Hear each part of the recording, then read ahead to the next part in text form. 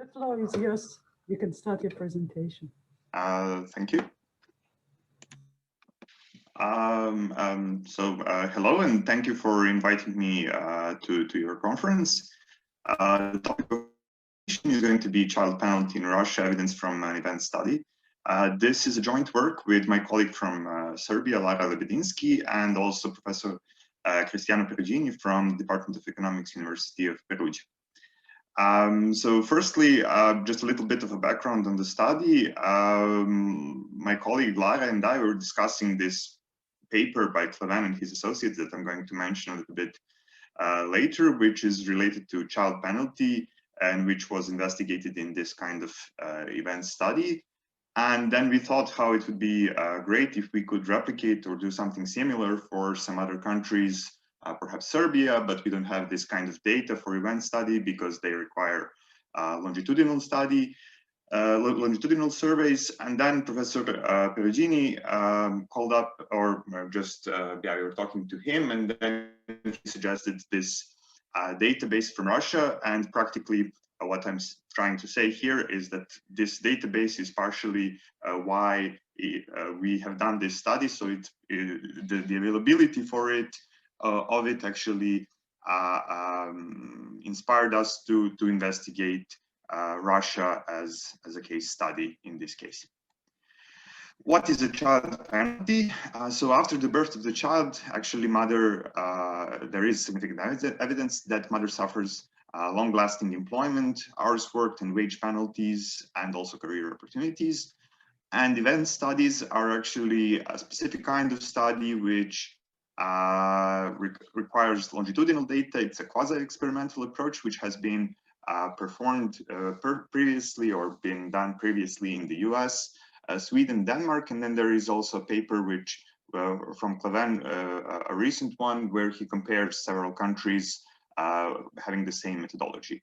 What Kleven actually does is he monitors earnings penalties around the year of the birth of the child for mothers and fathers, and then he disaggregates this in employment hours and hourly wage penalties. How this actually looks like, so this is his from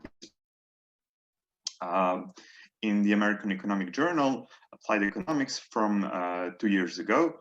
So he focuses on this event, which is the birth of the first child, and then he monitors what happens with the earnings of a mother and the father after the birth. As you can see, for the case of Denmark, these earnings actually go down quite a bit, and this difference between the earnings before and after, here expressed in the percentage terms, actually represent child penalty. This is the penalty in terms of monthly earning, which includes both extensive and intensive margin. And then he breaks down this monthly earning penalty into participation penalty, hours worked penalty, and wage penalty. As you can see in Denmark, all of these cases are statistically significant. For mothers, we always see there is a penalty. For fathers, there is no effect whatsoever. Our contribution here is to add Russia as an interesting addition to the existing event studies because of Russia's institutional and social particularities. And current evidence for Russia about this kind of child penalty is actually mainly cross-sectional. So we also investigate the factors behind the penalty, focusing on household characteristics and social cultural background. So employment, when we talk about employment rate in Russia, it's slightly lower than, for example, for Germany and Denmark, which are going to be some comparison countries later, but it's higher actually than the EU average and the USA. And also this applies for the employment gap. So the difference between the male and female employment rates, it's higher in Russia than in Germany and Denmark, but then it's lower than the EU average or the USA. So Russia is somewhere in the middle there. The gap exists, but it's not, let's say, very dramatic. And some studies suggest that there is a gender pay gap of about 25%.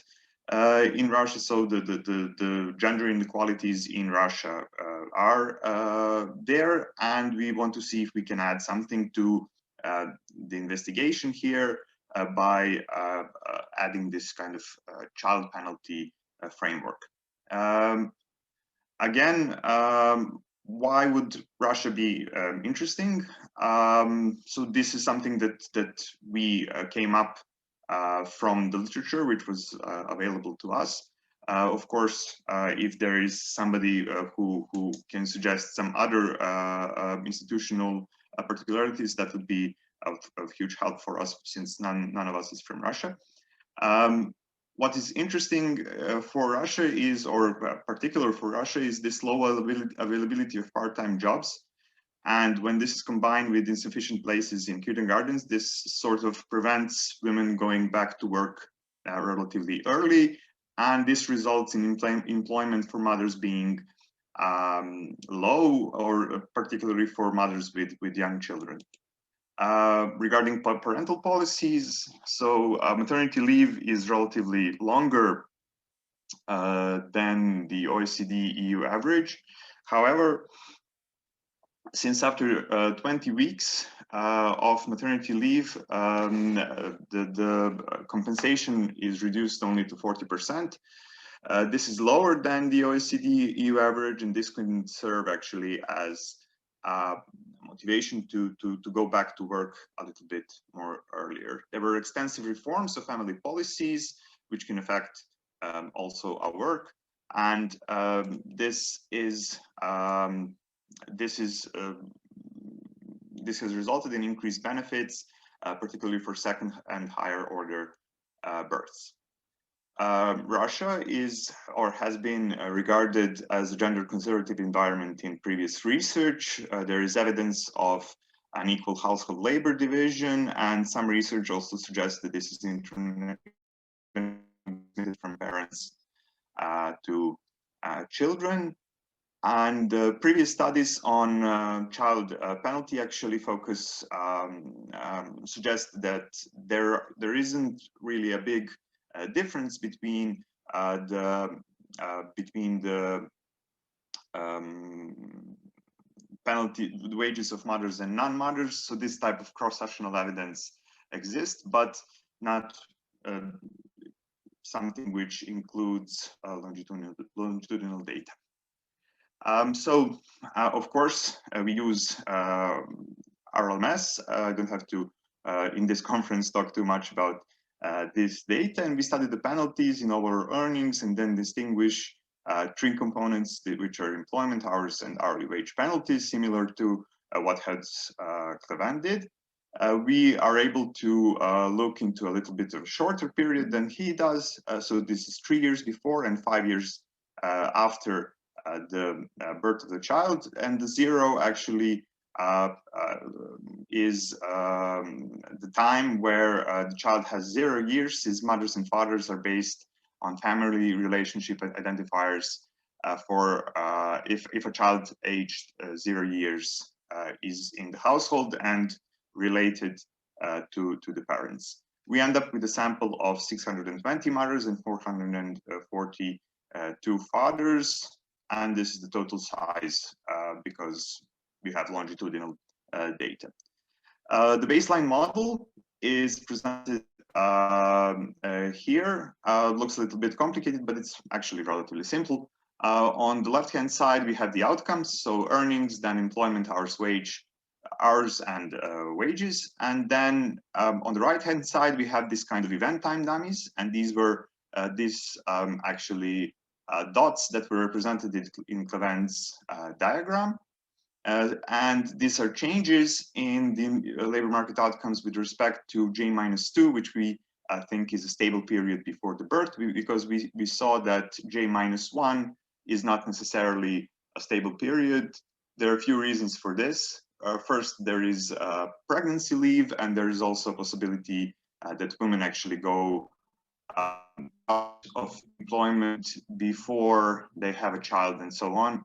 We don't spend too much time on this, but what we see is that J-2 is actually a stable period before the birth, and then compare all other indicators to this moment.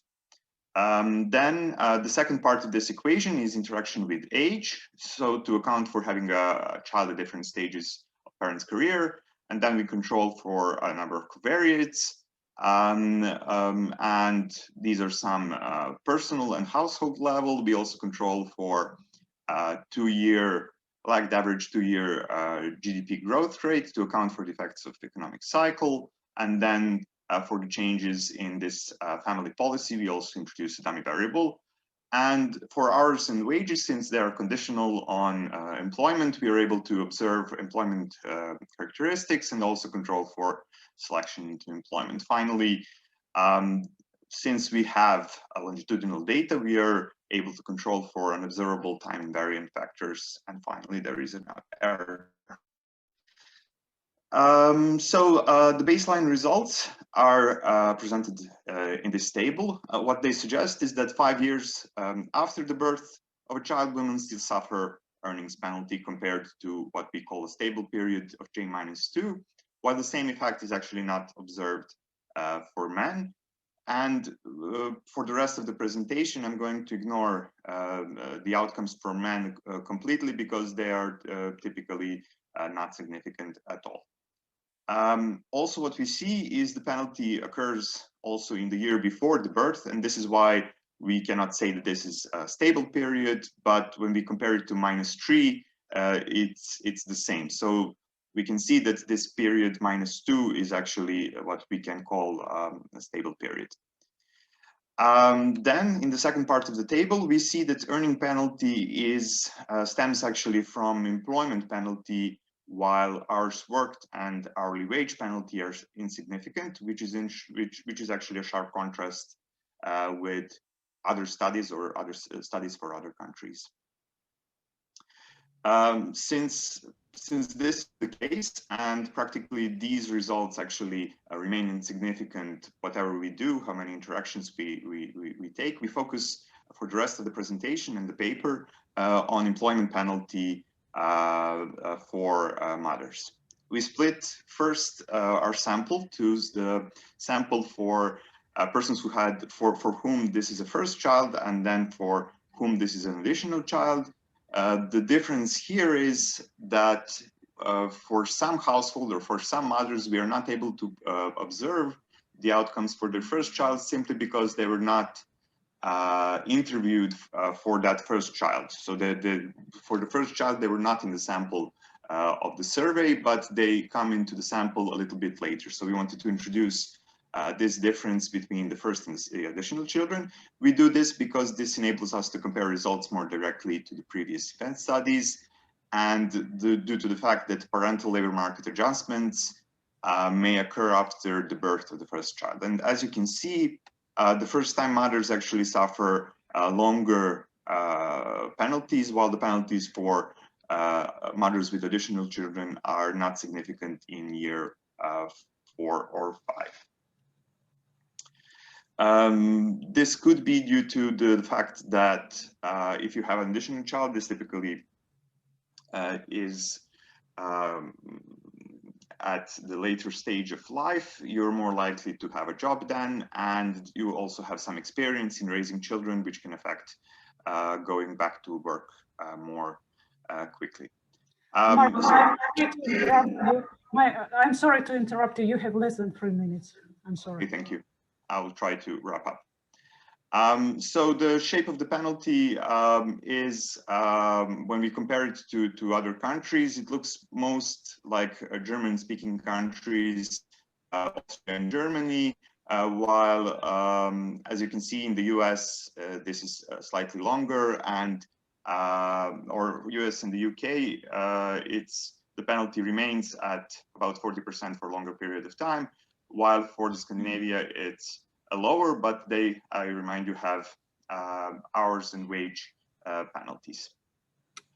We look at heterogeneity of the information or what we have, and we find that first-time mothers actually are less likely to go back to work if they are married, and we see that the penalty is not significant for women 4 or 5 years after the birth if they are single.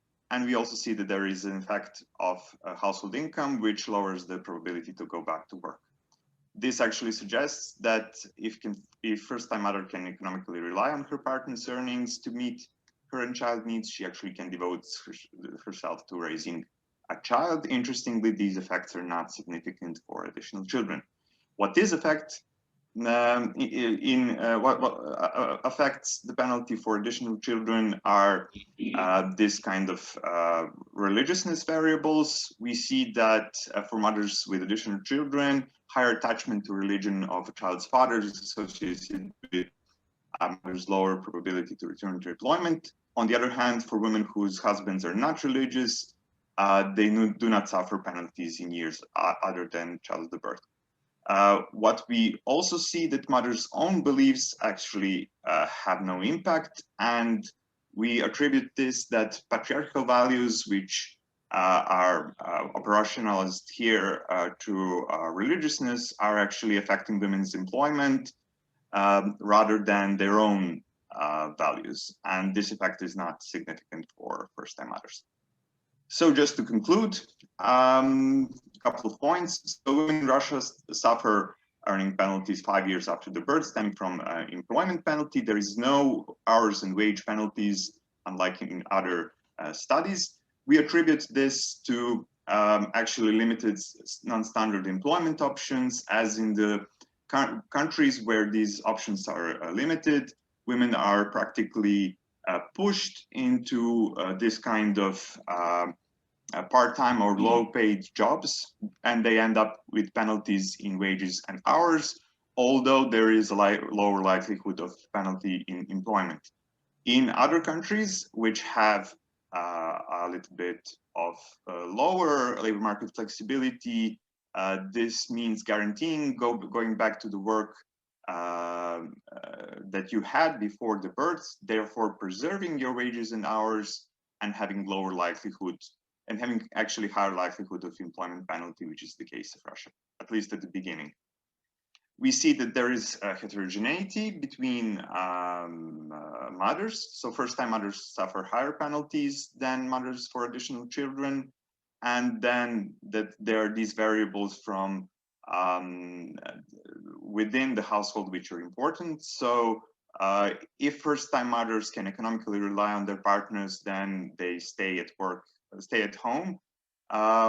And if they're single, if their family has lower levels of income, they go back to work more and earlier.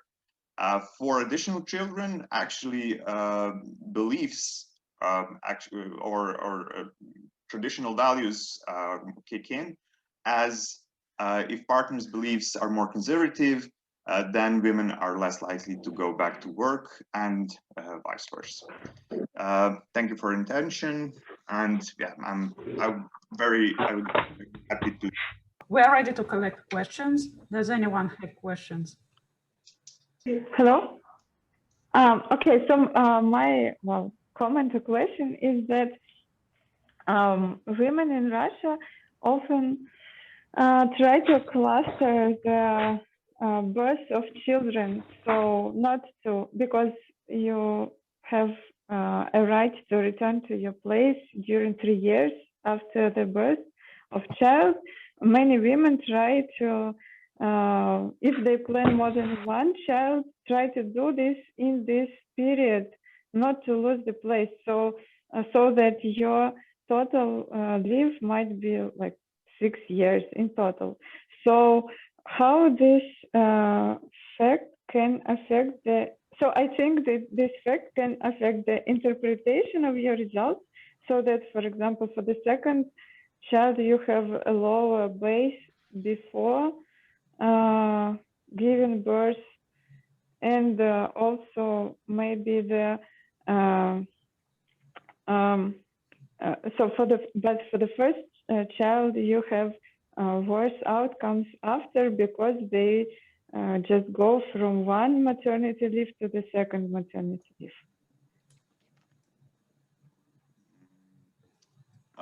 Thank you for your comment. I will try to address it. So one of the variables that we control for in our model is actually having an additional child.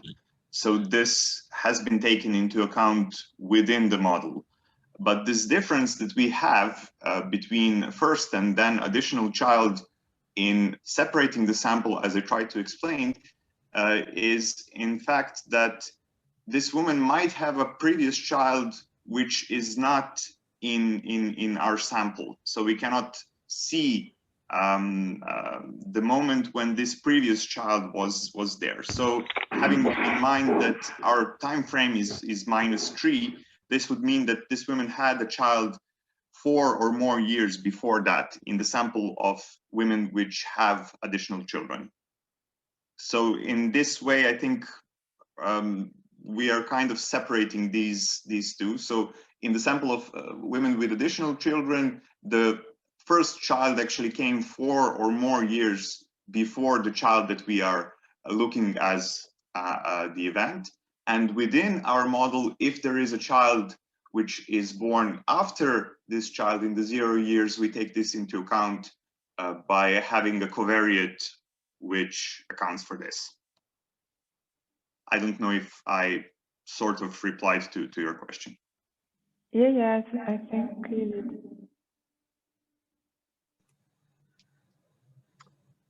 I also have a question. So first of all, thank you for the presentation. And the question is, what is the effect on the household income? So did you think about estimating the penalty on household level and not only on the individual level?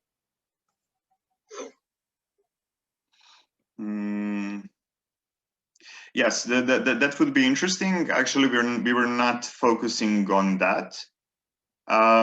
What we are actually focusing here is this gender disparities. But yeah, this would be an interesting, I think, addition, but also maybe an additional paper completely, because then it would require, I think, a little bit of a different framing of this whole story. But yeah, what we actually do, we control for the household income as a covariate or the income of other household members. And then we look how, because we are mainly here interested in gender differences, not really what happens with the household as a whole. But it would be interesting, of course, to see what happens overall. I'm wondering whether controlling for the household income is a good idea, because it's actually an endogenous variable. So other household members may compensate for by working more, let's say, taking additional job or working more hours. So I mean the husband generally. So I'm not sure whether it's a good control, because it's not exogenous to this gender gap. In a way, I would say you are right, but in also yeah, but you can always say, you know, for a bunch of these variables that are used in this model, that, you know, some people use the status of a partner or the wage of a partner. What we try to do, we go to the household level income, and again, from the point of the story that we are trying to say, okay, so if a husband is able to earn more, this means that the woman is more likely to stay at home. So this is kind of, if the household income increases, this means that the woman is likely to stay home more, or vice versa. If he's not, the woman is more likely to go back to work herself. So this is how we frame this.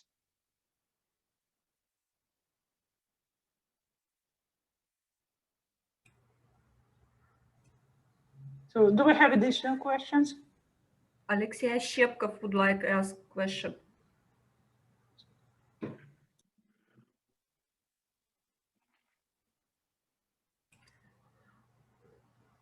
Aleksey? Aleksey, please ask your question. We don't hear you. Oh.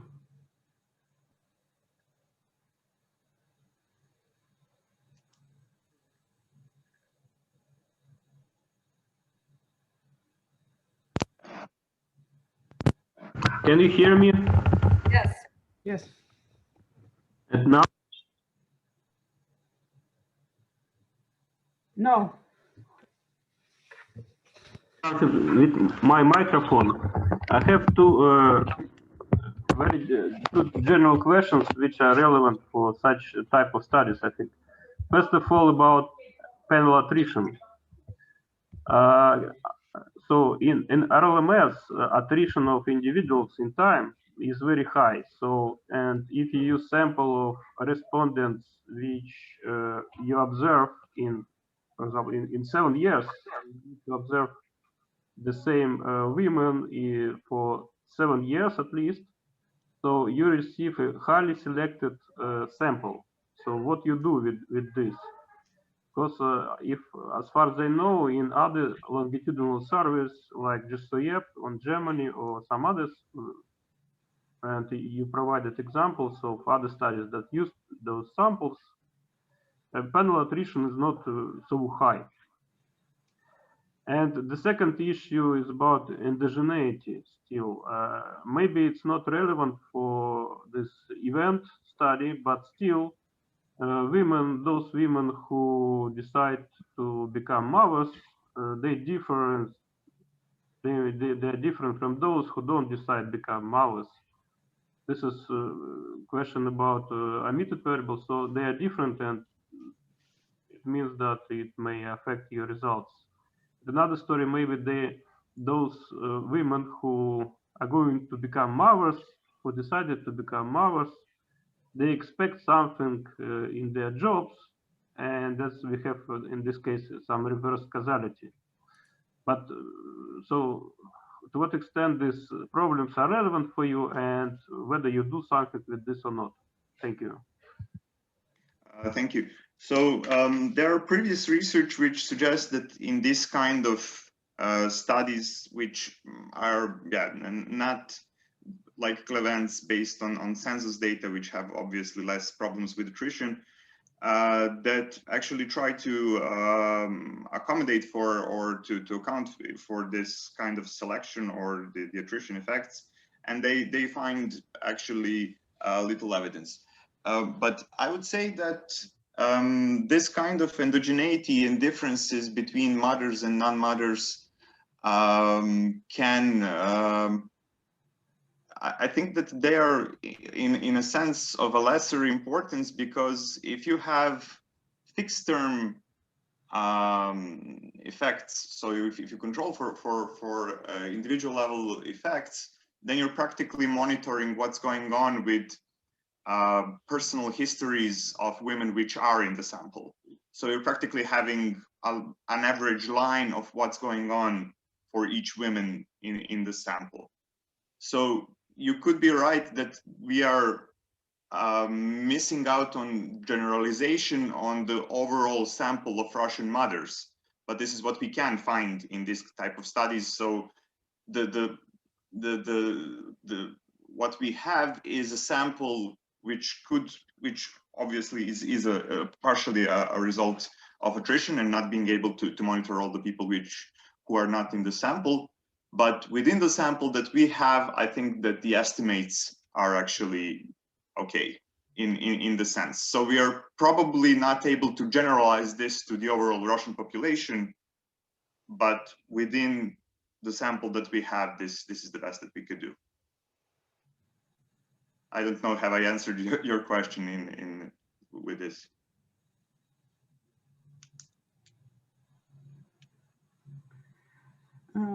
So it's time to move to another presentation by Kseniya Abanokova. Thank you. Kseniya, the floor is yours. Please stick to 15, maximum 20 minutes. Can you see my slide?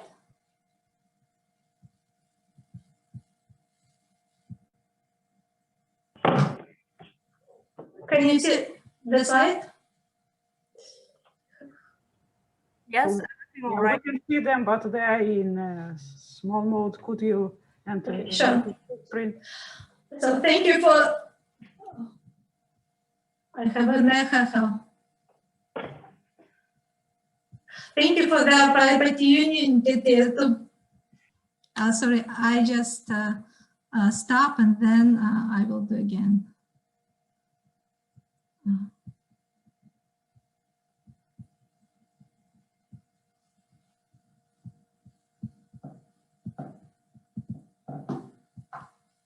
Okay. Sorry for technical issues. Thank you for the opportunity to present my work. It's the first step in this study, and all of the comments will be very appreciated. So this is a joint study with my colleague Hai and Dan. Just a second, I don't know how to remove it. We know that labor force participation in Russia is relatively high. It's higher than in average OECD countries, and it's still increasing, slightly increasing over time, mostly driven by young females. So that's why it's very important to understand all of the causes and consequences of this trend in female labor force participation. So there are several explanations in the literature about the rise in female labor force participation in different countries. It's related with technological progress that makes domestic work easier for women. It's related with spread of contraceptives, labor market reforms, and different institutional changes. Another area of research, of explanation, is based on transmission of culture of family roles through influence of working mother on children preferences or behavior. So this is our main area, and we will focus on this explanation. If woman labor supply is influenced by preference or behavior the man developed from having a working mother, we should observe the correlation between labor force participation of wife and her husband mother labor force participation. This is what Fernandez observed based on American labor market using the data for more than 30 years. He explained it by providing, he explained it by several channels. First channel is a preference channel. When the son was raised by working mother, he developed a stronger preference for working wife. With the rising of number of such men, women would prefer to invest more in her skills on labor market to increase her probability of marrying such men. Another channel is a technology channel. When the man raised by working mother can be more productive in housework, and it makes wife's decision to work less costly. At the same time, there is evidence that this correlation between mothers-in-law and daughters-in-law labor force participation can be explained by simple assortative mating. When the woman was first influenced by her own mother, and she developed a preferences for the husband who supports her decision to work. Evidences from different countries supports the idea that having a working mother increases the probability of having a working wife. The size effect varies from country to country, from the lowest in Japan to highest in United States. Another studies observe positive and significant correlation between mother behavior at the labor market and her children's decision to work. At the same time, studies are different in terms of side effects. Some studies found the stronger effect of relationship between mother-in-law and daughter-in-law, and other studies found the bigger effect of correlation of labor force status between mother and daughter. Our contribution, we contributed to the literature of understanding of the role of preferences on female labor supply. At the same time, we provide more in-depth analysis. At the same time, we contributed to understanding the trends in labor force participation in Russia, because existing studies mostly focused on the factors that explain labor force participation, such as age, education, health, children, some healthcare institutions, and others. We show that labor market behavior of previous generation significantly affected the labor market behavior of current generation. First, we used a very simple analytical framework when women decide to work or not to work. And it's modeled as a simple probit model. Our main interest variables are labor status of woman's mother and her husband mother when a woman and her husband were young, were 15 years old. We also control for extensive set of characteristics, woman, her husband, household characteristics, and their parents' education and labor force status characteristics. Under assumption that our observed components are not correlated, we can get the unbiased estimates. We used RLMS data because it allows us to link husband and wife and get the full background information. Moreover, it allows us to have some retrospective information on each respondent parents when they were young. If we have a time, I will focus more on how we measured labor force status of husband and wife, but now I will miss it. So let's look at the data first. The data covers from 1994 to 2019. The total number, the total observation is more than 88,000 of couples. After all of the restrictions, we get the final sample of couples more than 23,000. And we also restricted the couples that are from representative household. It's more than 15,000 of couple, 15,000 of observations.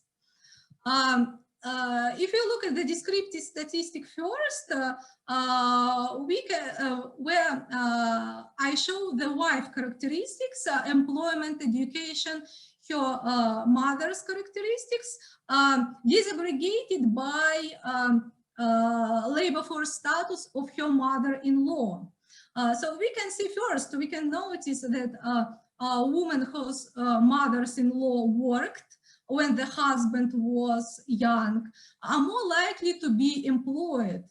And the difference is significant. And the second observation is that women whose mothers worked when the women were young are more likely to be employed, are more likely to have employed mother-in-law.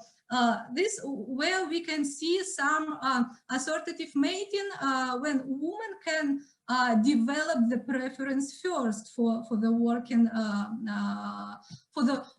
working mother-in-law. So here the main results, where we present the main results for the sample number 1 for all of the couples.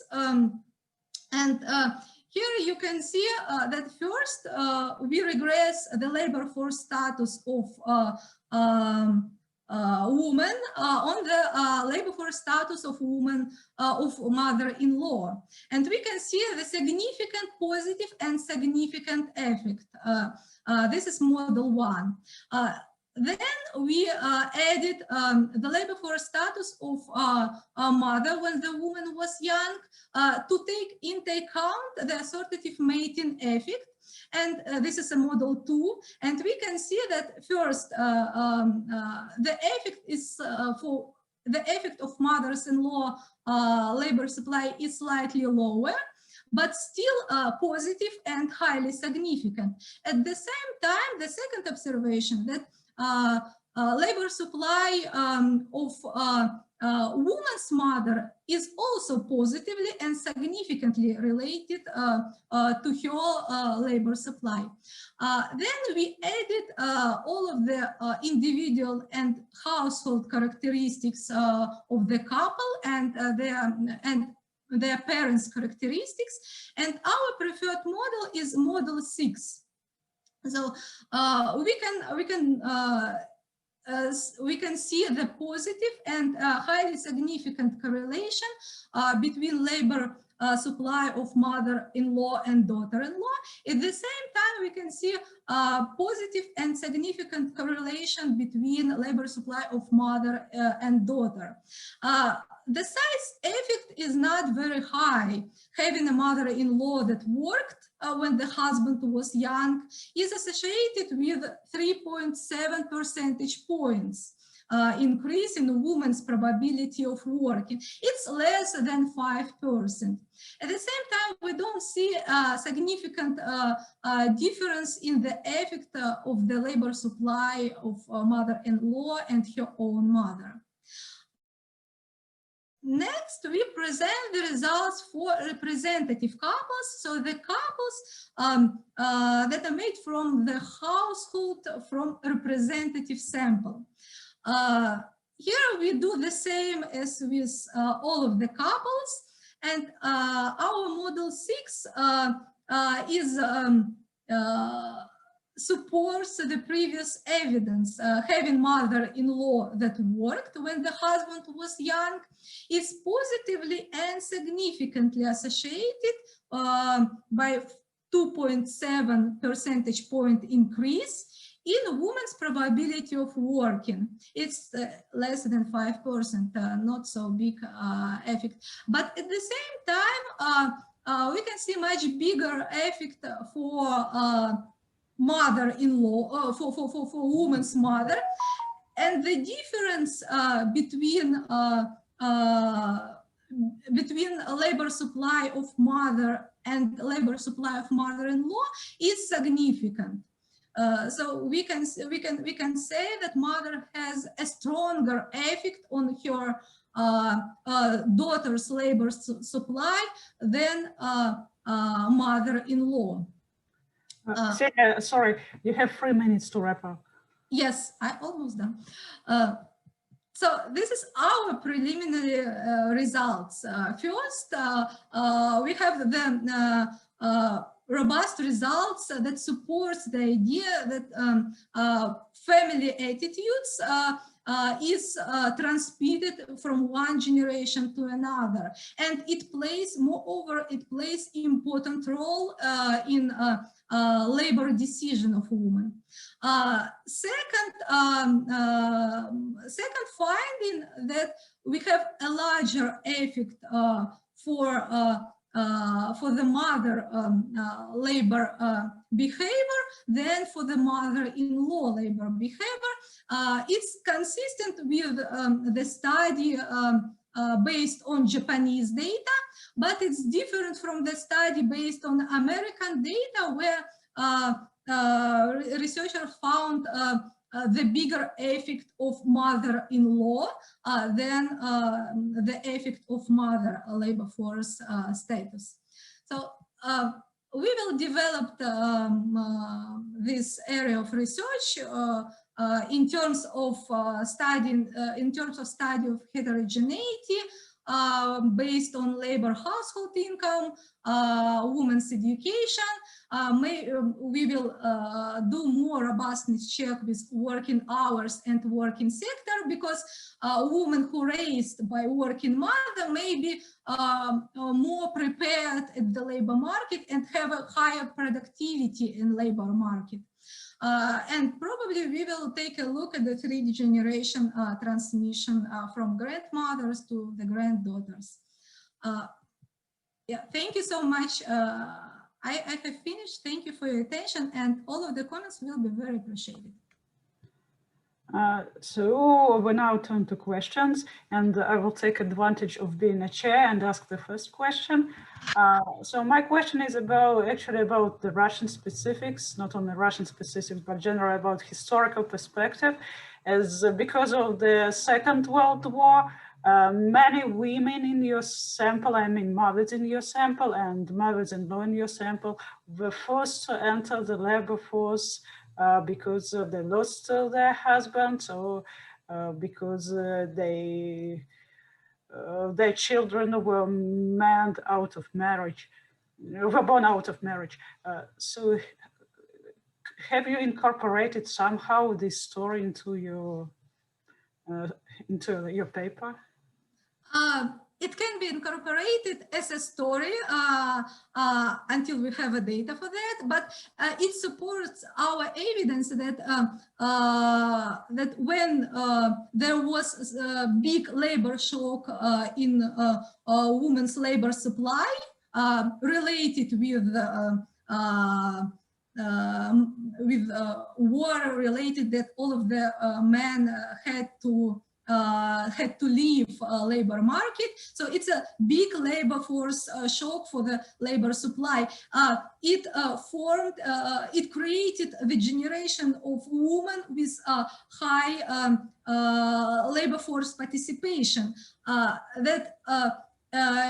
In these terms, it transmitted from this generation, that all of the values were transmitted from these generations to the modern generations. That's why partly we can observe very high labor force participation of females. So it supports our idea, it supports our finding, but of course we need to have a data. It's a good idea, but I hope we will find some evidences for that.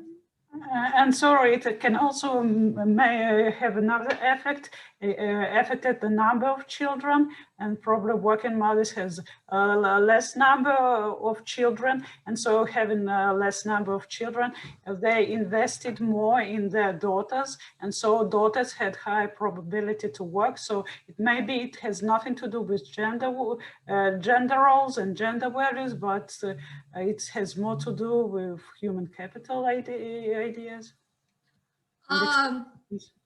Yes, it can be the explanation, but first we controlled for the number of children first. We controlled for human capital of wife and wife, husband, and their parents.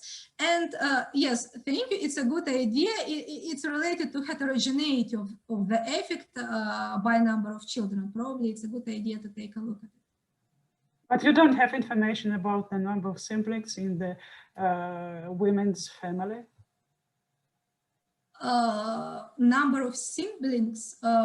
Yes, of course, you have information about number of children in RLMS data. If you are no, not number of children, but number of siblings for a woman.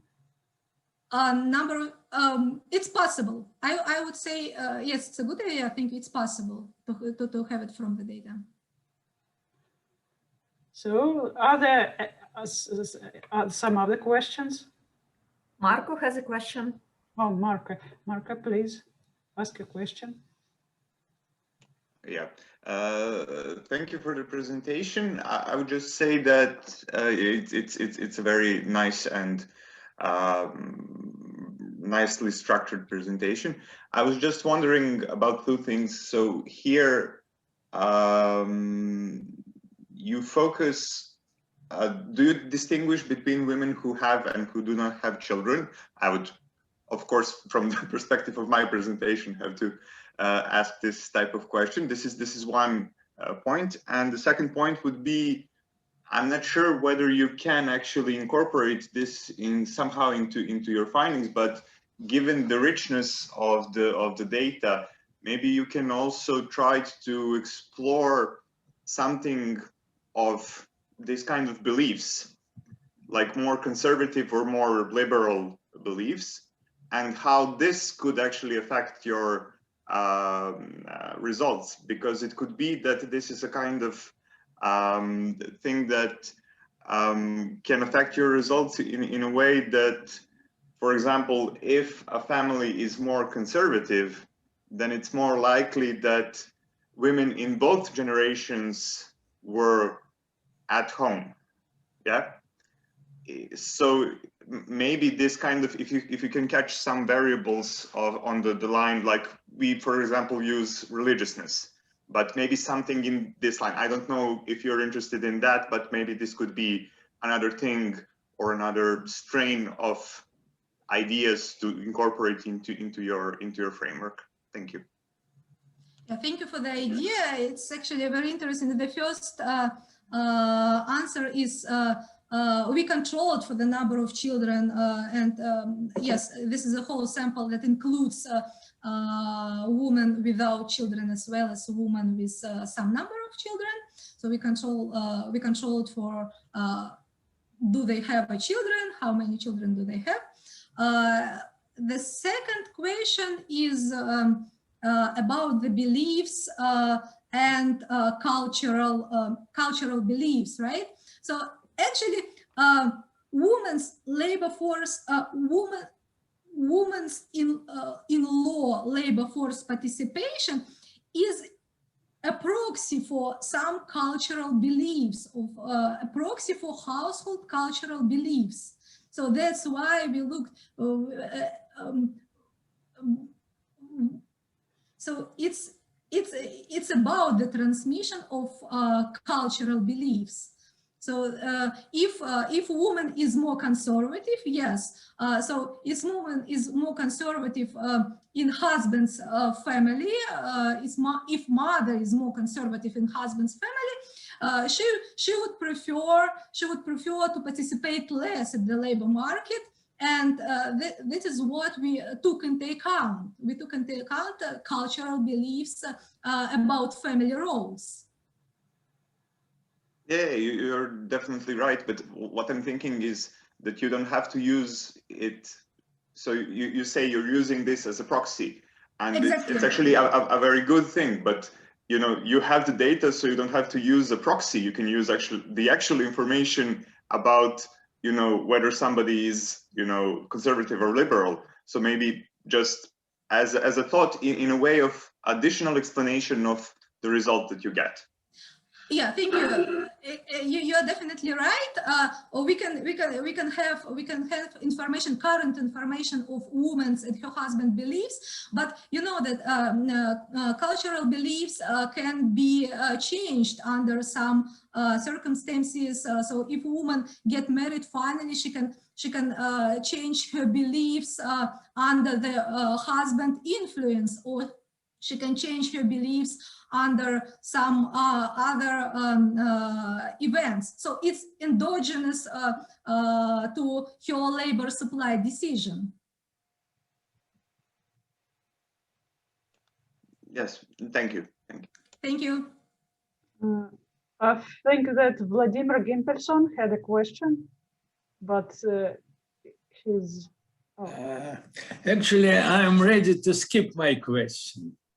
If there are more questions, so I can skip it. But if not, then I have a couple of questions. First question concerns our past. So mothers of women whom you see in RLMS data, they were Soviet women. They lived in the Soviet Union and used to work. And employment rate, female employment rate, in late Soviet Union was very high, as it was high in almost all socialist countries. And there is tradition. There was been a tradition of female work. So to some extent, you are documenting this. On the other hand, I'm thinking, I don't know, probably I'm wrong. There is an income effect in that. To what extent we can be sure that your findings are cleared from this substitution effect? Yeah, thank you. So first of all, thank you, Vladimir Efimovich. You're definitely right. I will show you the screen again. Probably I don't know how to remove it. Yes, you are definitely right in terms of high labor force participation of Soviet women. So if at the table you can see the mean of the share of labor force participation of women's and husband mother, right? Probably the Soviet time when the woman and husband were 15 years old. So their parents probably worked in Soviet time. So it's definitely a high labor force participation, but still we have some variation with that. This is the first one. The second is income effect. Exactly, yes, there could be income effect. That's why we restricted our sample with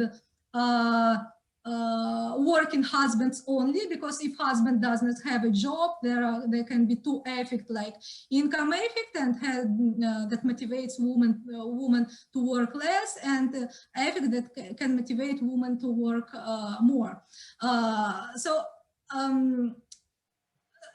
We control for husband's income, and moreover we control for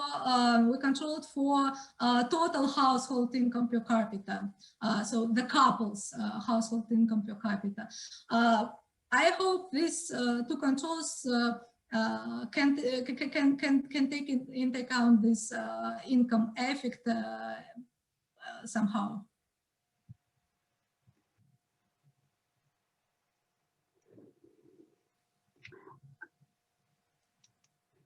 So can I have one more question?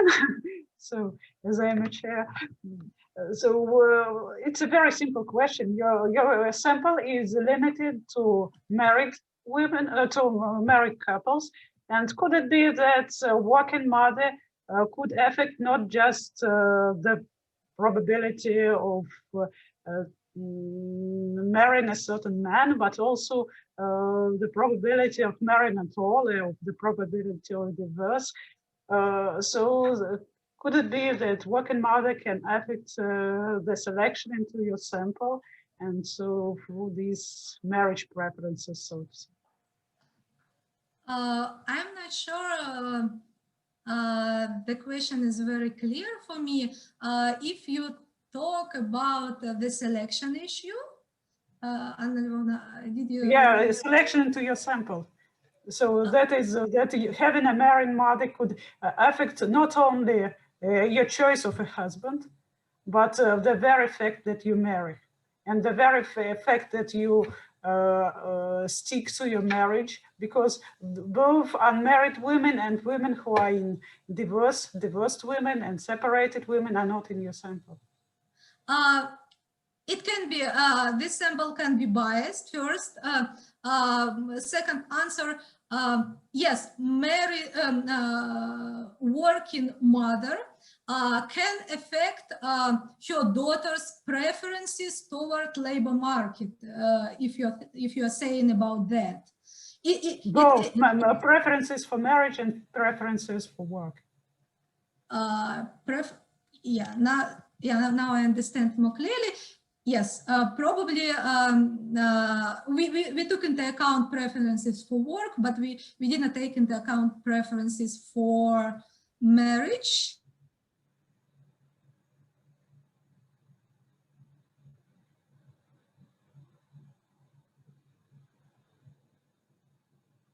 her wife's education.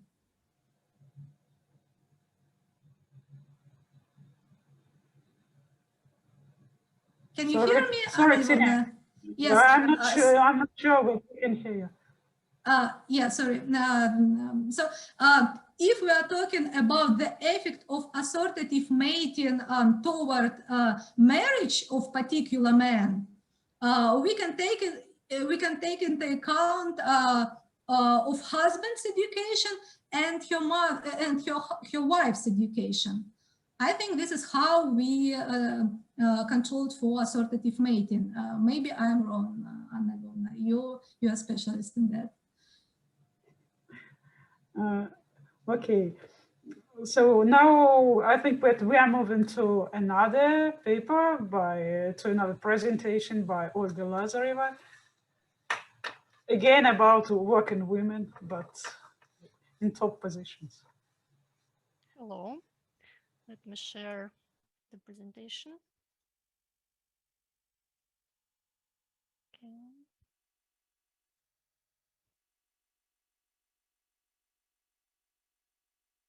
Second. Can you see the full screen presentation now? Sure. Good.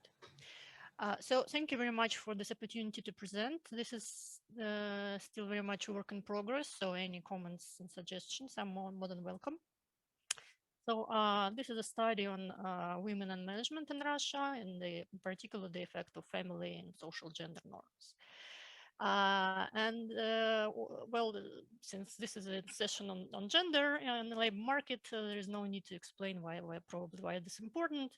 There are a lot of gender gaps in the labor market, and one of them is a gap in management positions, when women are much less represented in management than in general employment. And this is also the case in Russia.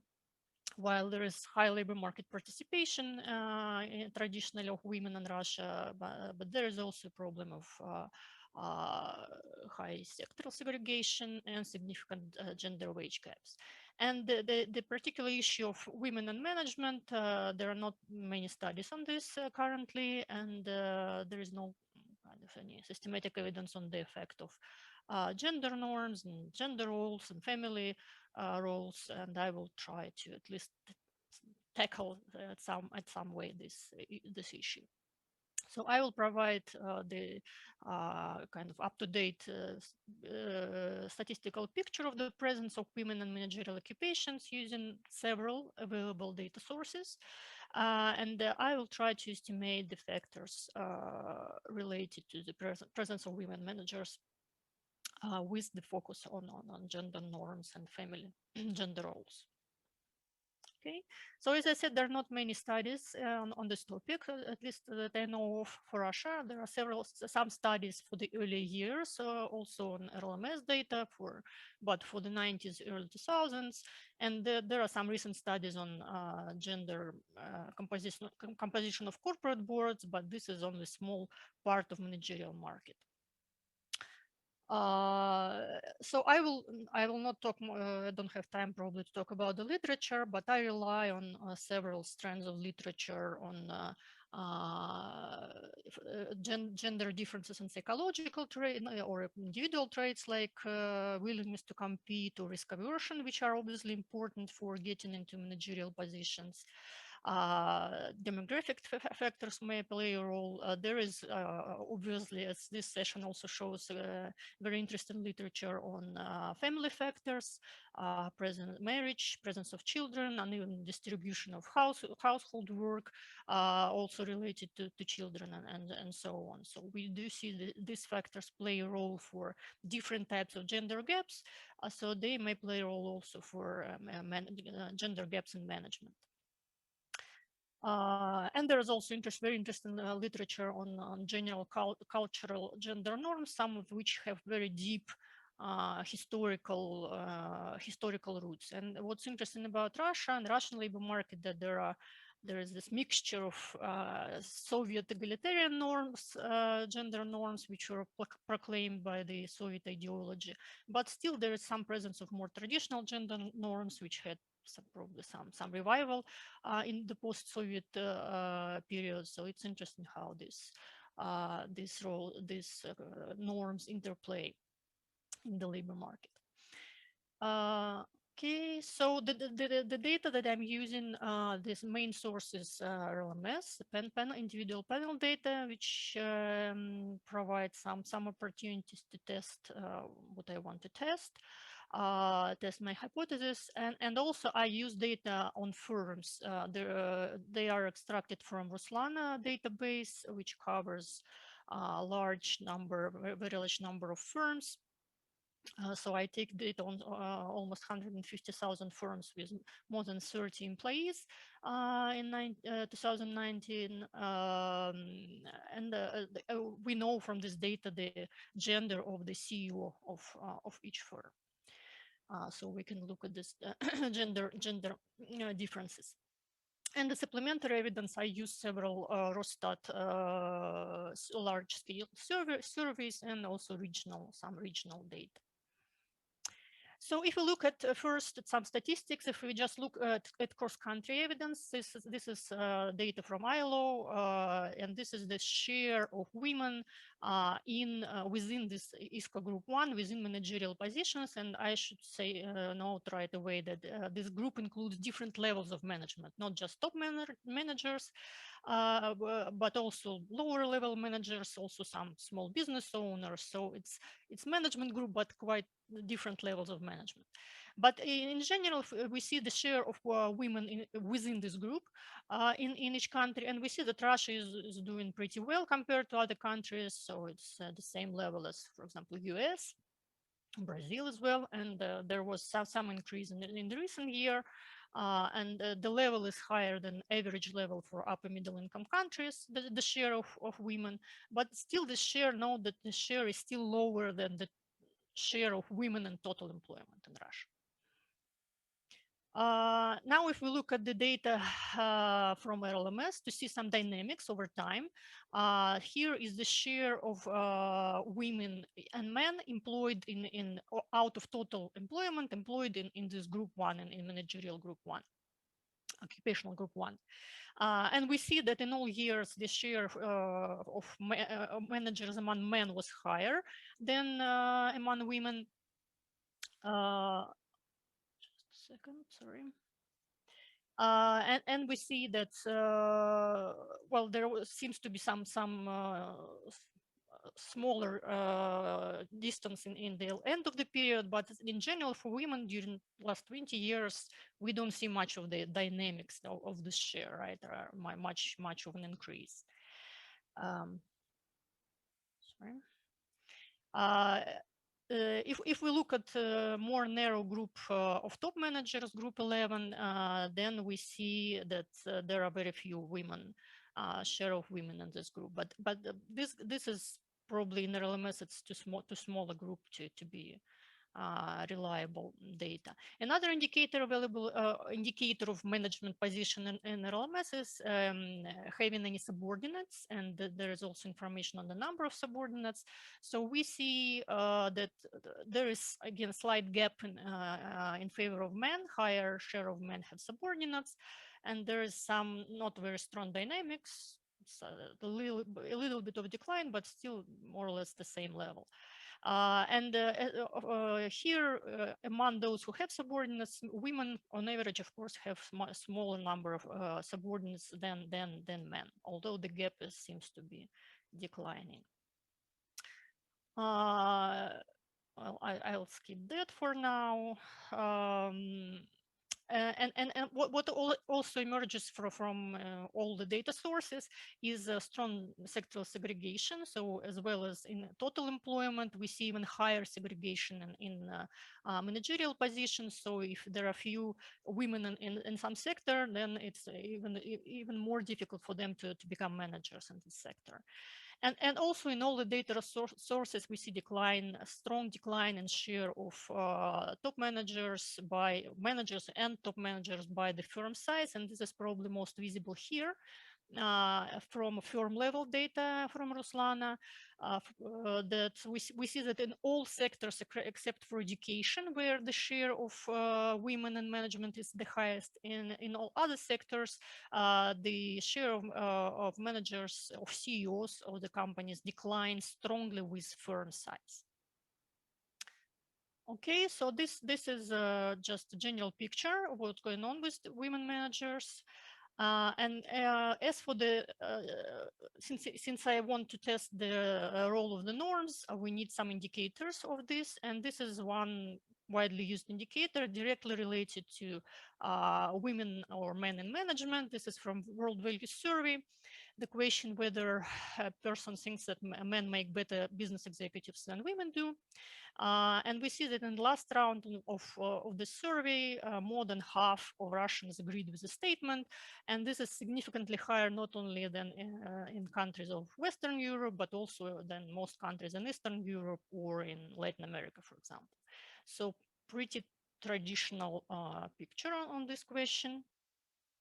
And also there is not much positive dynamics over the years in this question. We see that if anything, the share of more traditional views, people with traditional views slightly increased in Russia. So not much change over the last 15 years. Here, and a similar picture on the question of whether jobs are scarce, men should have more rights to jobs than women. I'll skip that. So in RLMS, these similar questions on gender norms were asked in 2003 round, but since we have seen now that probably these norms didn't change much since at that time, we can still look at them.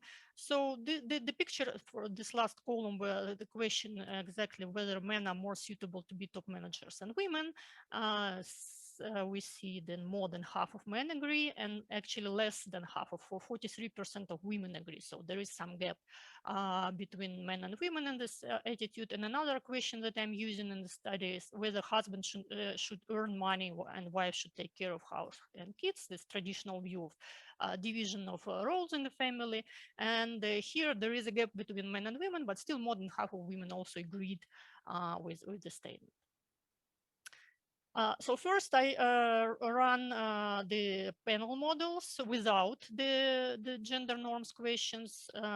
Here we can just see for example, the effect of marriage and having children, and some other individual indicators. And I use 3 dependent variables: whether a person is employed in occupational group 1 in managerial occupation, whether a person has subordinates, and whether the person has more than 10 subordinates for up higher level management.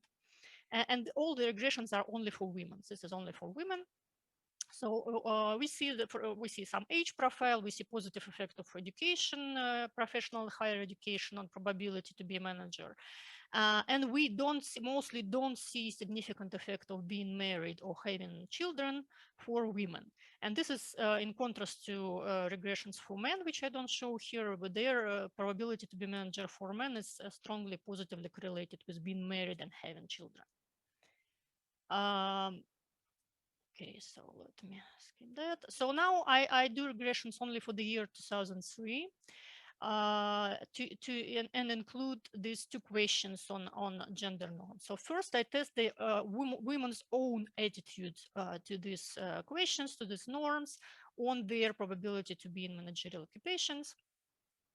And we see some expected negative effect for women on being in occupational first occupational group or having subordinates. So there seems to be at least some correlation here. But if we split the sample into married and non-married women, then we see the significant effect of this own person's norms only for married women, and no effect of their norms for non-married women, which may suggest that there is something going on within the family, some interaction of norms among spouses. So what I try to do next is I look at the at couples. only couples where both spouses work and both of them answered questions about gender roles. So let me skip to here. So for each question I get 4 groups, right? So first the base group is when both spouses disagree with a statement, meaning that they have more modern gender norms. The second is when both agree, both are more traditional. Then when only husband agrees, husband has more traditional norms. And finally, when only wife agrees, has more traditional roles. So we see here that indeed for there is this negative correlation. Again, I cannot really claim causality here, as Kseniya already mentioned. Norms can also be influenced within a family or by some other factors, but at least we see some correlation of this interplay of combination of gender norms and gender attitudes within family, within couple, on probability of woman to be a manager. Or to become a manager in the next period in the future. And here we also see some negative effect of Muslim faith. I'll include some indicators of religions. So if I have still a couple of minutes, I also want to show. You have maximum couple of minutes. Yeah. So I will also show some supplementary in my view interesting evidence from firm level data.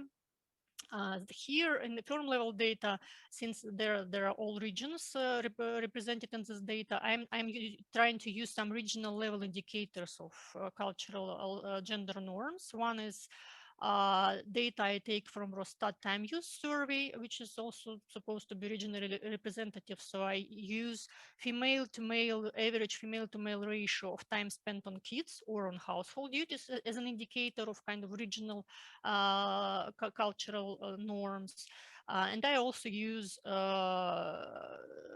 some questions on religion, for example, in particular, share of people in the region observing some religious norms. This comes from large survey in 2012. Also I include share of Russian population in the region and indicator of a large city, more than 1 million, as a kind of idea is that in megapolis and large city, there may be more mixture of different norms and more modern gender norms. So, so here, what we see is on a total sample of firms, we see that the more is the ratio of female to male time on kids in the region, then the lower is probability of a person that the firm would have female CEO, the lower the presence of female CEOs.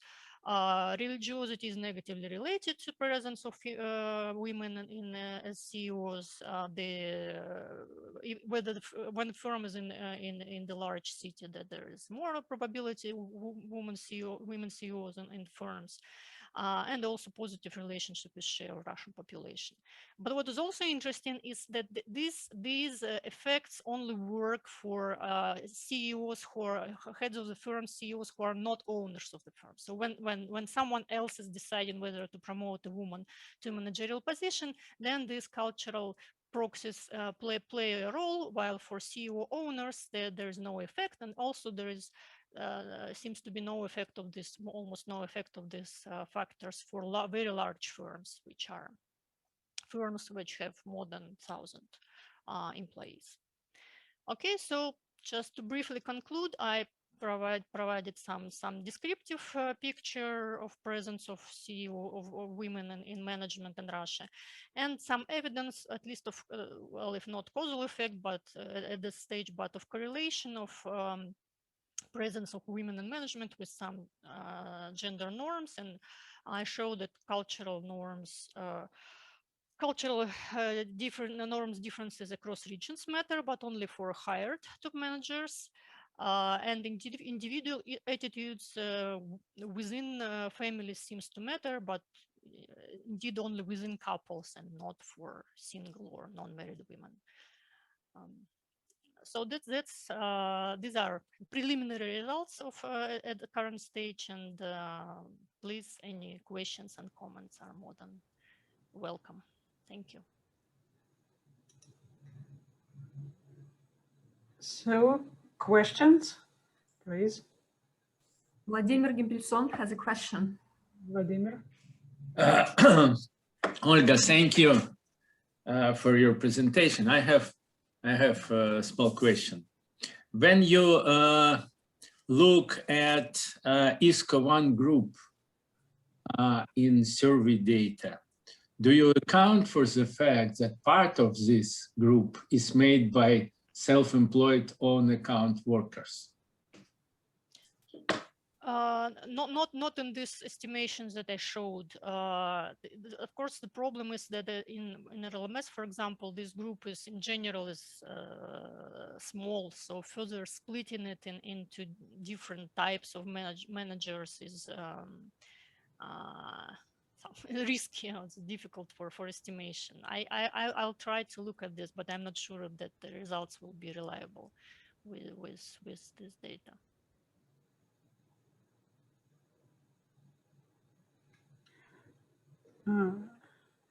So some other questions? Then I have a question myself. So the question is, it comes more like from the previous presentation about the effects of mothers, which can be at least partly interpreted as the effect of gender norms. So in some way in the LMS questionnaire, we have question about the occupation of mother and father when a child was young. Have you tried to use this information? No, so not actually in the sense as Kseniya did it. Yeah, I not yet didn't yet have time for this, but this also good idea to try to test this kind of role models for of mother and father. Yeah.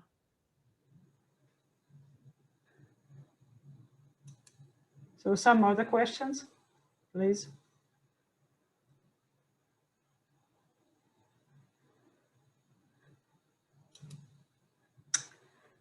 If there are no any other questions, then we move to our last presentation by Aleksey Oshchepkov.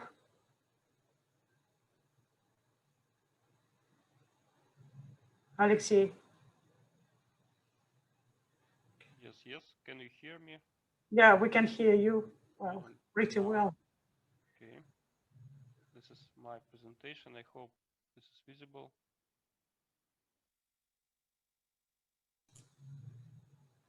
Okay. So you can see my slides, yes? Yeah, we can see your slides and we can hear you. Okay. Thank you very more much. I'd like to present first preliminary results of my project on the role of personality traits and differences in personality traits between men and women and their contribution to the gender pay gap. This is work in progress, so results are very preliminary and I will be glad for your comments. So in general, this topic is very large. Gender asymmetry or gender inequality at the labor market exists in any country. And of course, this inequality raises many questions. First of all, is female labor is underutilized, which is wasteful, when many countries are suffering from aging and depopulation.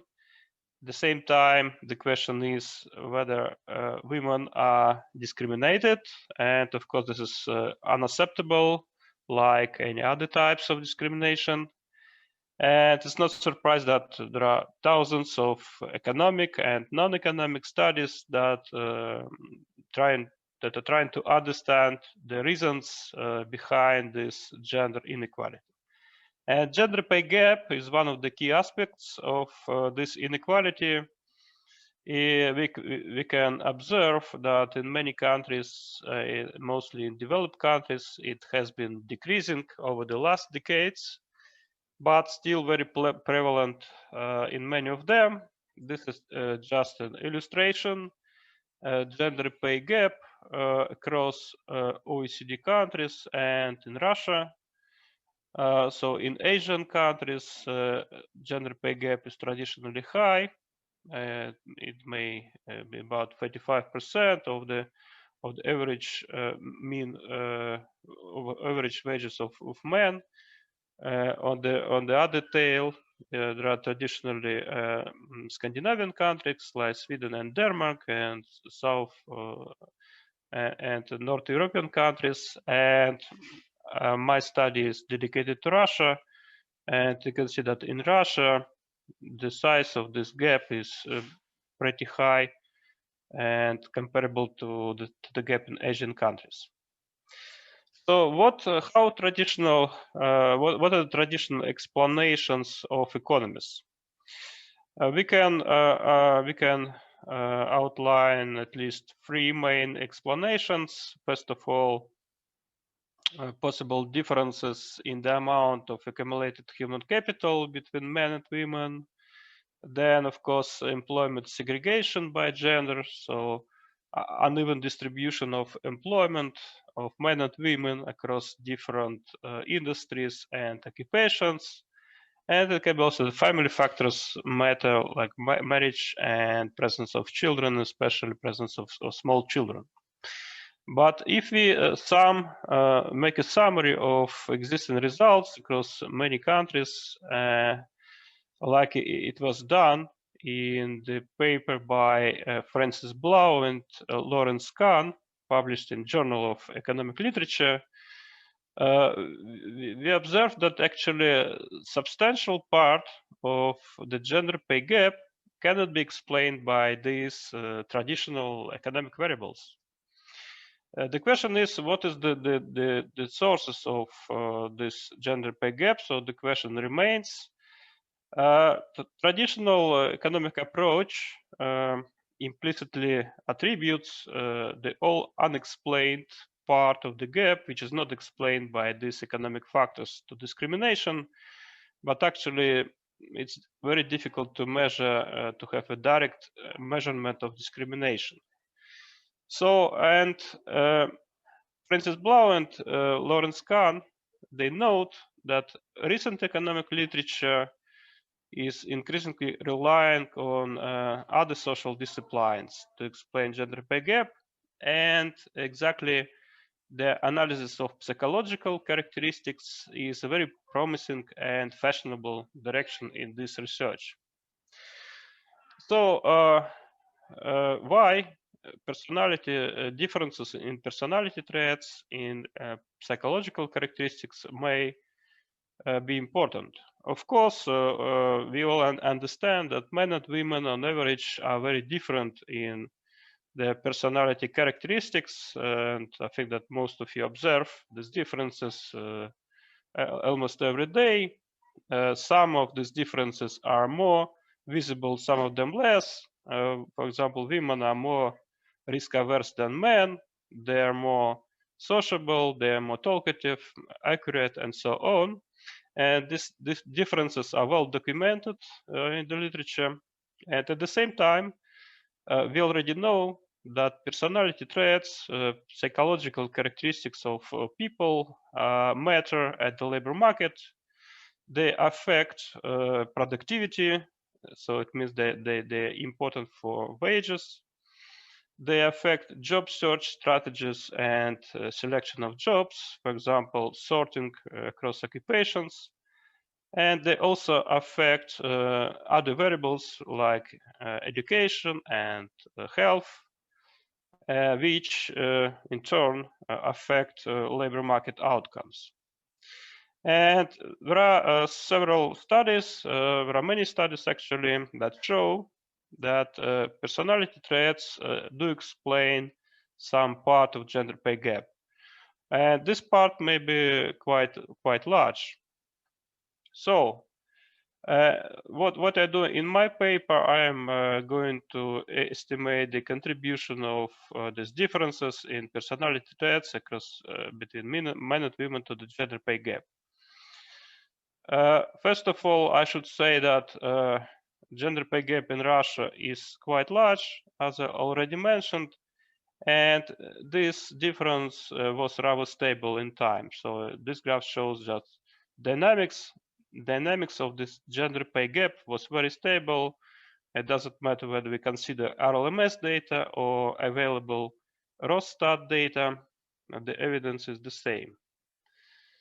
And the second observation is that actually when we apply the standard decomposition to understand the reasons for this gender wage gap, and we receive that the explained part of the gap, which could be explained by those traditional economic variables like human capital, occupational and industrial segregation of employment by gender, and family factors, they're not very high. It's about maybe 20–25% of the total wage gap.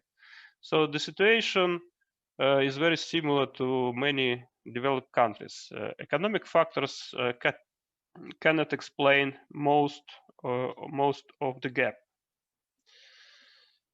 There are, of course, some studies that analyze the role of personality traits in Russia, and I divided these studies in two groups, which first group is based on non-RLMS, so non-RLMS based evidence, and the second group of studies is based on RLMS. So concerning those studies that are not based on RLMS, this is studies presented by a series of papers by Simykina and Linz, which use a sample of employees from several Russian cities, and they consider just two psychological characteristics: a locus of control and challenge affiliation. And what they received that these two personality traits can explain about 8% of the gender pay gap. So this is very encouraging because we may expect that if we measure differences in personality traits in a more complete manner, and if we use representative samples, then possibly this explanatory power of personality traits may be higher. Okay, LMS-based evidence mostly comes from 2016, when there is a special questionnaire that allows to measure psychological traits, personality traits, using the so-called Big Five model.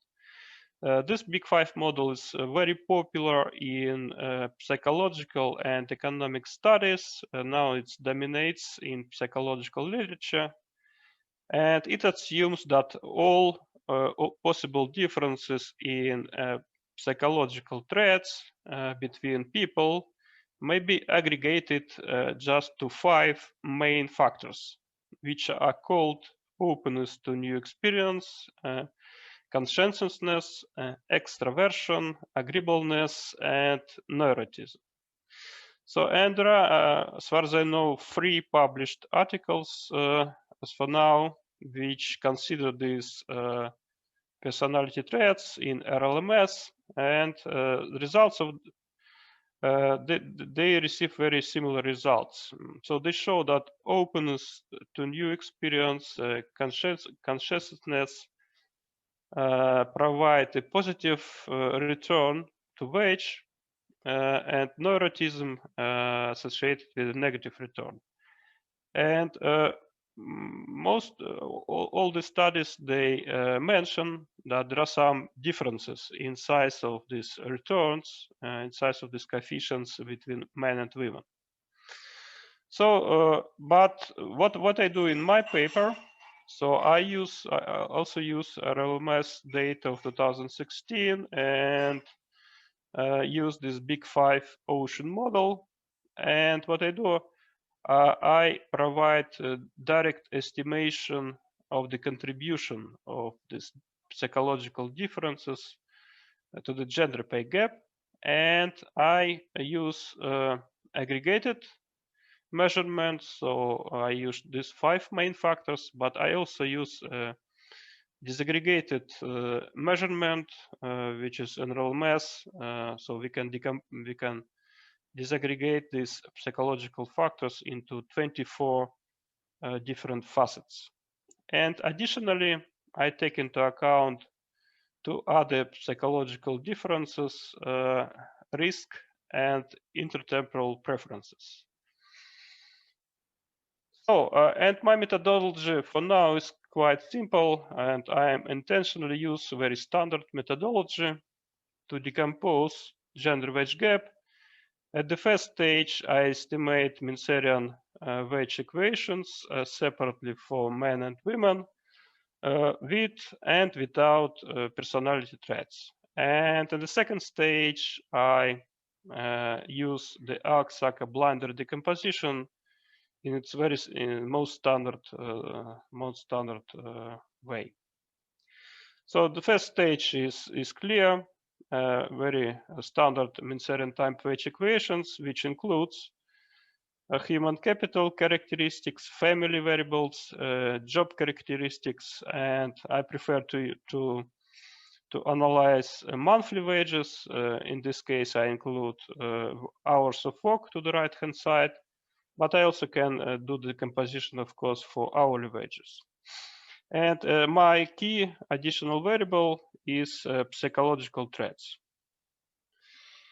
And the second stage, I apply the Aleksey-Blinder decomposition. So, as you know, the question is in this decomposition, what earning structure should be used as a base earning structure, which is assumed to exist without any discrimination. So I prefer to follow the approach by Neumark, which assumes that this earning structure without discrimination, which is beta star, is a weighted average of men's and women earning structure, which can be obtained when we estimate a wage equation in the joint sample, pooled sample of males and females. So in this decomposition, we have three terms. The first term and the second term reflects reflect the contribution, the part of differences which is due differences in coefficients, so in returns to different characteristics. And this is the unexplained part of the gender pay gap. And the third term reflects the difference in wages due to differences in endowments, and this is explained part. So, and my expectation is, which is based on the results of studies on other countries, that when I include psychological characteristics, then I can increase the explained part of the gender pay gap. So descriptive results, they are very, very expected and standard.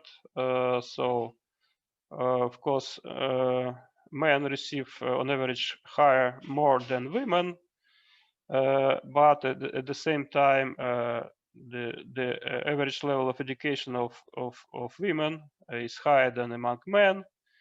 Women work less at the external labor market, and they are with high probability employed at the state sector. So this is these differences among males and females in psychological traits, and in general, on average, they are very similar to what we know about these differences from other countries and from previous studies. So in all five factors, the level of these psychological traits among women is higher than among men, and all differences are significant. So women on average are more open to experience, more consciousness, more extrovert, they're more agreeable, and they express at the same time, they express more neuroticism. And we confirm that they on average are more risk averse, but we don't find significant difference in long-term orientation, so in time preferences between men and women. And this is just part of my results of Minserian wage equations estimated separately for men and women. This is results only for these psychological traits. What I found that for males, these psychological traits matter. So men receive some wage premium for more opens to experience, more conscientiousness, some premium for extraversion, and negative return from neuroticism. But for females, I don't find that these psychological traits matter. In some Aleksey, sense, Aleksey, yes. I'm sorry, you have 2 or 3 minutes to wrap up. 3 minutes? 3 minutes, yeah. Okay. So, and this is results of the standard Oaxaca blinder decomposition. First of all, so I do this based on 2 specifications. One specification is without personality traits, and the other specification is with personality traits. So without personality traits, we show very standard result that traditional economic variables, they explain very little of only a small part of the total gender page gap, about 13%. The largest contribution comes from employment segregation by gender, so occupational and industrial segregation. On the second place, we have human capital, which affects in opposite directions, because women have on average more level of human capital, they are more educated and so on. And when we include personality traits, you see that the increase in the size of the explained part is very small. It's about 0.5 percentage points. So this increase is very marginal. And if you consider different personality traits, that the largest contribution comes from risk aversion and neuroticism, and 2 personality traits that affect in different direction, that influence in different direction, like human capital. This opens to change and consciousness. And this is my summary and some preliminary conclusions. So in these results, I confirm that Russian men and women differ in personality traits. And I also confirm that psychological traits matter for males more than for females. And some traits are associated with positive return, and neuroticism is associated with negative premium. The part that can be explained, the part of the gender pay gap that can be explained by traditional economic variables is quite small, but the contribution of personality traits is very modest in Russia. So just about 0.5% of the raw gender pay gap. Well, but at the same time, we know that personality traits may affect wages through other characteristics, through like, for example, through education, and especially through occupational choice.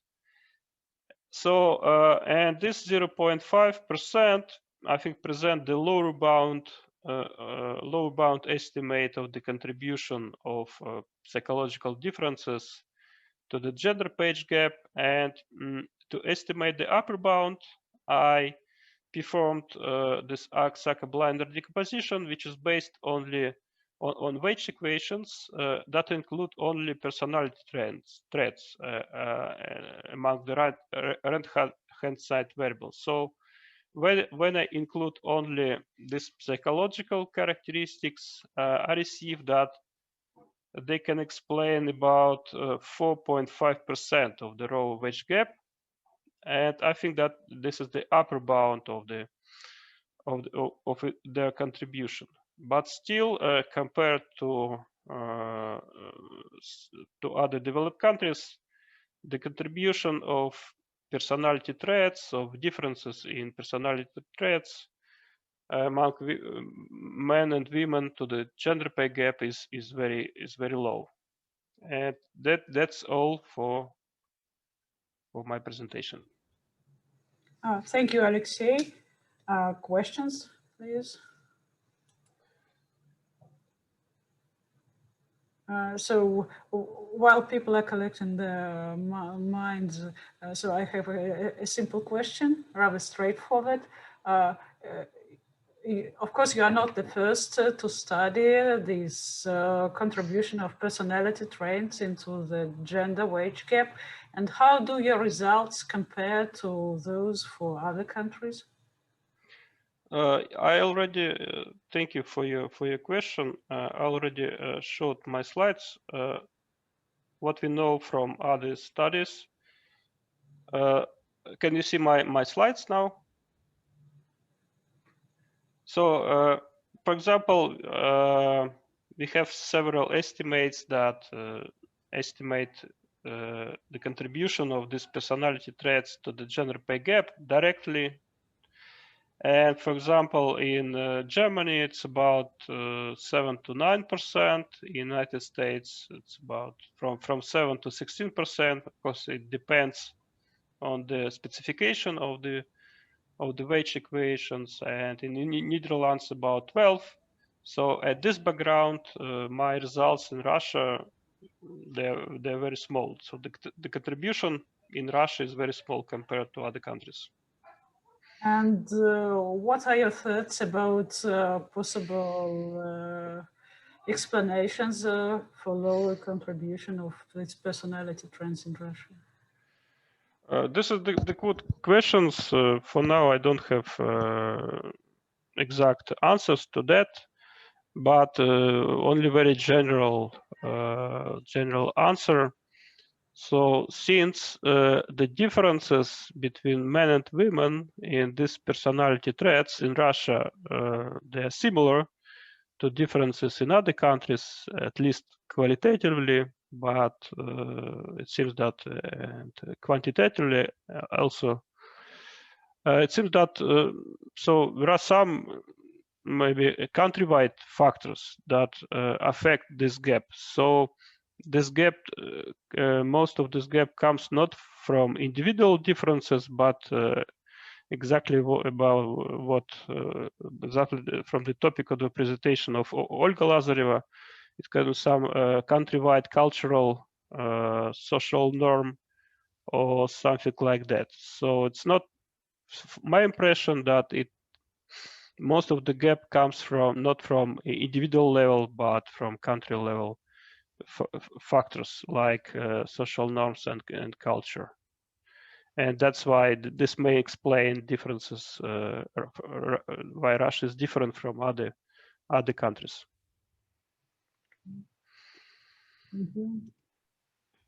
Other questions? Can I ask also, Aleksey, maybe I missed it, maybe you mentioned it, but if it may be that personality traits also affect the self-selection into employment, and if yes, is it possible or necessary to adjust estimates for self-selection into employment? Yes, thank you for your question. Yes, it should be so, because there are some studies that exactly show that personality traits matter when people choose occupations and specialization in education. And that's why I decided to re-estimate this contribution using the wage equation, which includes only personality traits. So for now, I don't model this possible dependency of occupational sorting from personality traits, but I just estimate the upper bound of their possible contribution. So when I include only personality traits in wage equations. And in this case, I receive that they contribute to about 4.5% of the raw gender pay gap.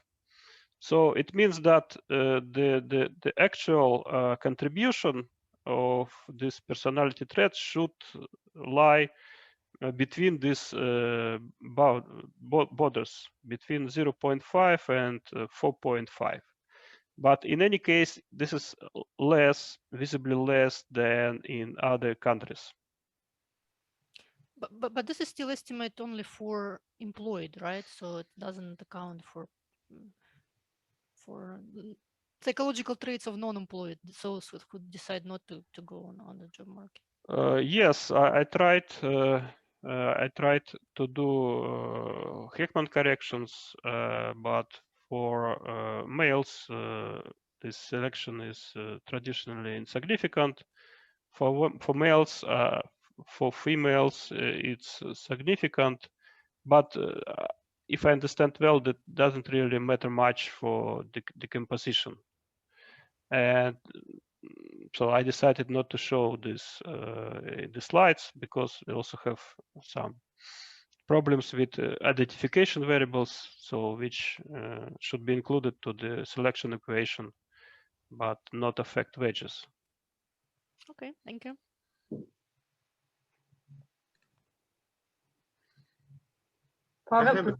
Yes, I have a question.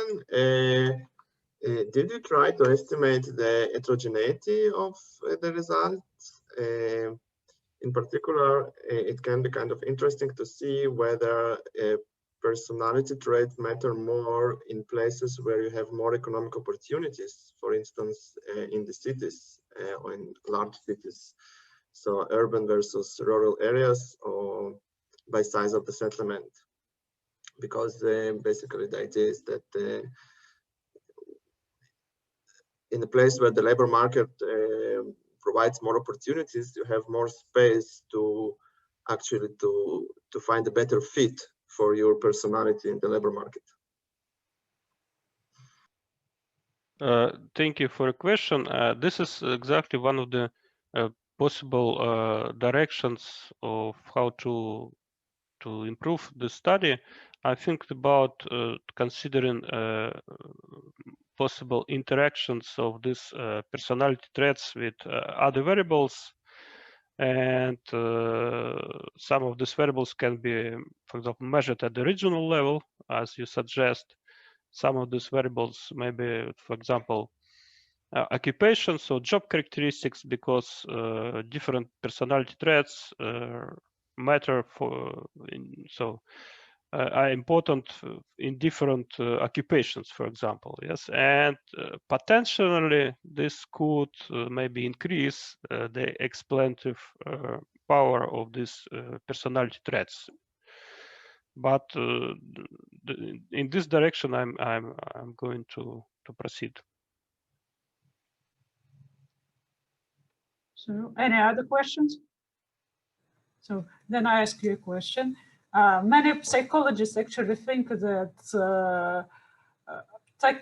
personality traits are genetically defined, so are genetically determined to a large degree.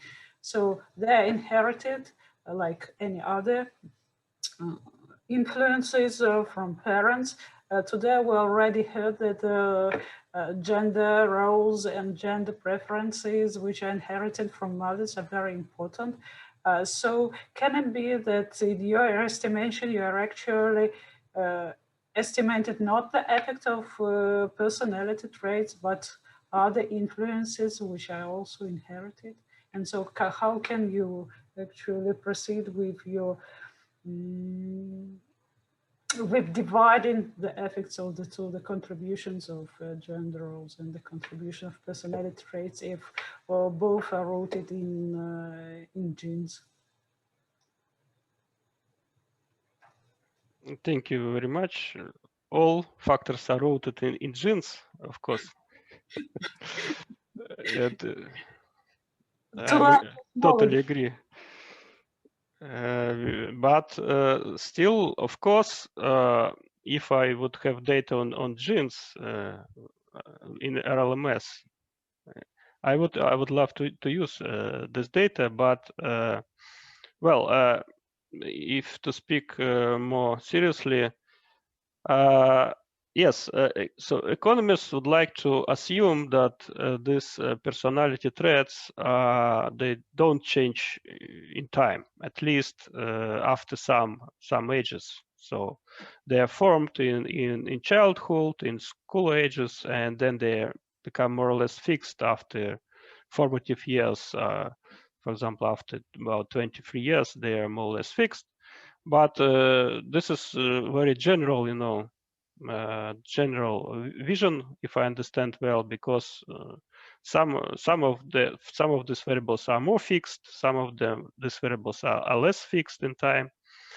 But in general, if we restrict our sample, I think that for people maybe 25 years old and higher, then we can assume that they are more or less fixed, and at the same time they are more or less exogenous.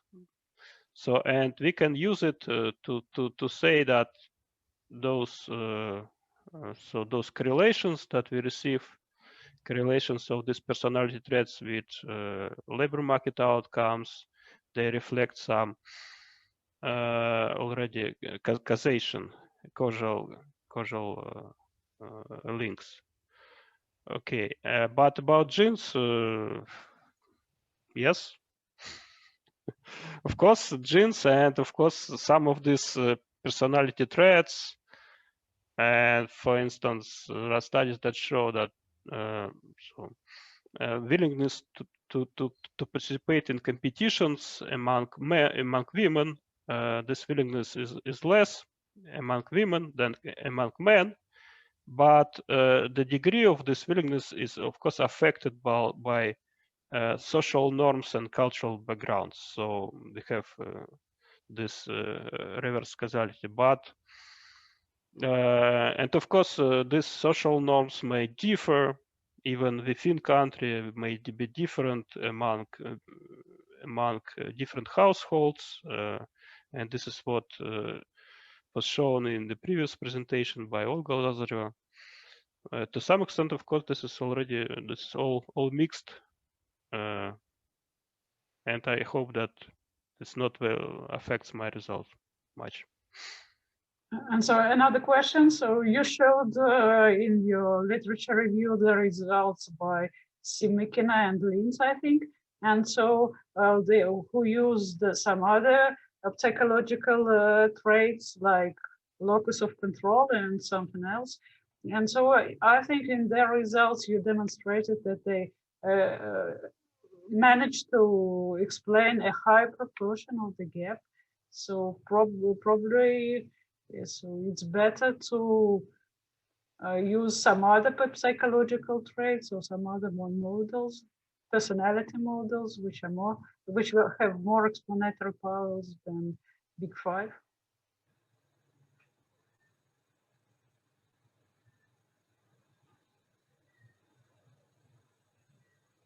Sorry. Yes, exactly. Results of Simikina Linz, which were based not on RLMS, which are based on their own survey sample from 3 Russian cities, and they explain about 8% of the gender pay gap.